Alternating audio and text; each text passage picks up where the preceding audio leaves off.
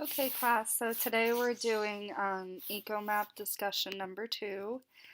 And like my first video, for this second one, I decided that I'm going to stick with Jessica because I feel like the case gives the most information about her and revolves around um, her choices and what she does and how it impacts her family the most. So Um, reviewing the case again, I remembered how Jessica struggles with balancing her work and family most of all. So I feel that for the intervention, that it would be to help her balance her work life more with her at home life because um, she has stress on her work commute because she's scared that her car is going to break down. She doesn't make enough to move her family out of the neighborhood and away from her abusive ex husband. She can't be there for her son when he gets home. Um, so, yeah, she definitely struggles with her work life and her home life and finding a balance in that as any single mother would.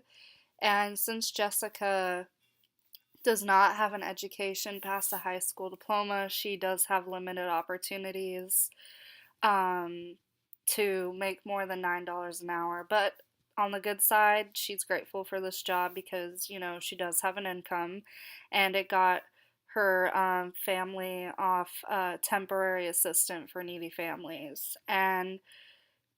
But besides that, I would say a lot of her problems do stem from limited funds and her economic position. She wants to move away because she wants to have a better neighborhood for her son. She could possibly move closer to her job, and she wants to get away from her abusive ex husband, who is just a block down the road. But she doesn't really make enough to move. And due to the late hours at her job, she's not able to be there when John gets home. So the stress between her work, limited finances, and worrying about her son's safety must be a lot for her to deal with. So for an intervention plan for Jessica, I would work with her to help her balance her work and family life, putting her in programs that would help her out, and um, I would also try and find a way to see how we can increase her hourly pay. So, like many of people's problems, Jessica's, a lot of them stem from limited finances.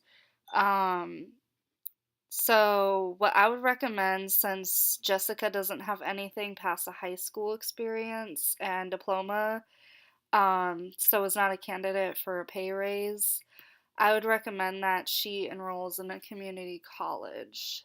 Um, Enrolling in college, even just an associate's degree, as a single mother who's already working and is like, really spread thin, is a big decision and can be very stressful. But there is, there's plenty of proof and statistics that show even a 2 year degree can increase your hourly pay greatly, and it opens up doors, and she may even want to go on to a 4 year university. So, depending on where she lives, I would try and help her and place her in a community college, and some do even offer childcare programs. Of course, it'd be something that she would need to work with her family with and her sister, um, and her job. She might have to create a whole new schedule, but um, this would open up a lot of doors for her, and while it would take work, the payoff would be worth it. That's kind of, I feel like what everyone feels like a degree is, you're working towards the end goal. And getting her into school would help her, increase her job opportunities, it would increase her pay, and I feel like it would also be a liberating experience since she never really got to go to school past high school because she was married and had a kid. So, I feel like this is an opportunity to take, some control of her life. Um, Another thing that I would want to help Jessica with for resources is I would like to look into single mother support groups.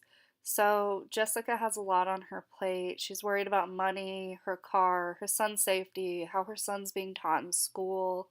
She does trust her sister, but she knows she can only do so much.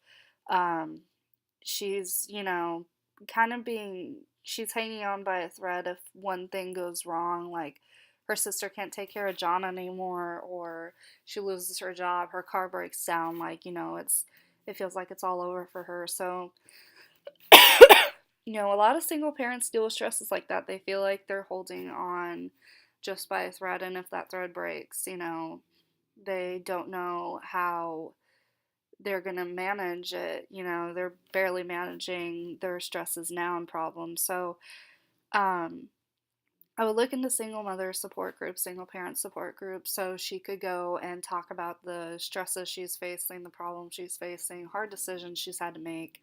Because just being around people, a support group with people who are in similar situations, who have been through your struggles and understand them, it could be an empowering experience for her. And it could help her, it helps being around people, not only making your voice heard, but being around people who understand and maybe have, some advice because they've been through the same thing.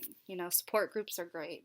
So I would definitely put her in one, especially because in the article that I'm going to post below this video, it does, um, statistics have shown and studies have shown that single parents with a low income, and I specifically looked up articles pertaining to single parents with children of special needs, are 2 times more likely to struggle with depression, anxiety, and parenting struggles. And putting myself in Jessica's situation, I know I would definitely struggle with some depression and anxiety, just having all of that on your plate at once and having limited resources, but trying to make the best of the situation that you can with those resources. So I would definitely, I would look into a support group um, for her with that. And the third thing that I would help her look into is the low income home energy assistance program, and it's offered in Washington. I was looking up state programs that apply to benefit and help single parent households.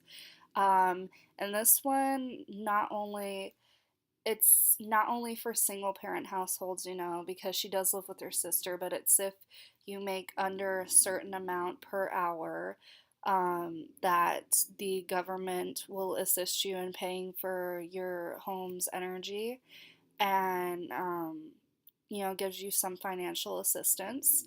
So, this is one of the programs that I would help her look into because she does struggle with money. So, this is only one of the programs that the state offers that I would consider having her apply for. There are others that she would be eligible for that, can give her some financial assistance, um, because one of the things that I've mentioned, throughout this video, she struggles financially.